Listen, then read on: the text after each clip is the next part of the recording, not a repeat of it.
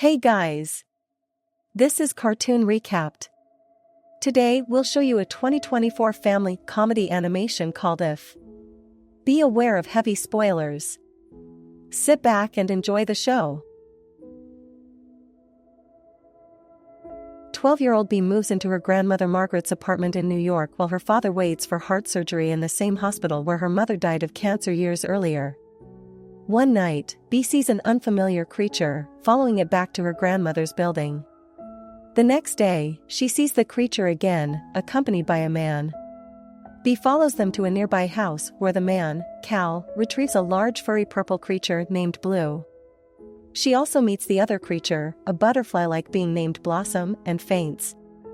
She awakens in Cal's apartment where she learns that he has been working with imaginary friends, nicknamed IFs, to place them with new children as their original children have grown up and forgotten them. Initially reluctant, Bea eventually decides to help Cal.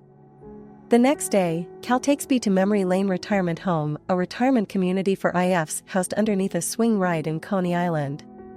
Louis, an elderly teddy bear and the head of the facility, inspires Bea to use her imagination to redesign the facility. Much to the chagrin of Cal, Bea tries to match one of the IFs with Benjamin, a young patient at the hospital, but he is unable to see any of them. Louis suggests to Bea that maybe IFs do not need new kids, but rather to reunite with their old ones. Talking with her grandmother, she sees a picture of her as a young dancer and recognizes Blossom in the background of the picture. Realizing Blossom was her grandmother's If, Bea decides to test Louis' idea. Playing one of her grandmother's records inspires Margaret to dance, and she remembers Blossom, instilling Bea with hope. Following a tip, Bea, Cal, and Blue find Blue's original kid, Jeremy, now a grown man trying to launch a business. With help from Bea, Jeremy remembers Blue, who gives Jeremy the confidence he needs for a business presentation. That evening, Bea arrives at Margaret's, who frantically informs her granddaughter that there has been a complication with her father's treatment. Comforted by Cal, Bea says she does not want to say goodbye to her dad, so Cal advises her to tell him a story instead. At the hospital, Bea tells her father a story about how she was pushing herself to act like a grown-up when she is just a child who still needs her father. He wakes up and they hug each other. When Bea goes outside his hospital room, she sees that all of the IFs, who accompanied her to the hospital, are gone. Returning to her grandmother's building, Bea goes to thank Cal but discovers that the door to his apartment actually opens into an old storage room. After her dad is released from the hospital, he and Bea pack up to go home.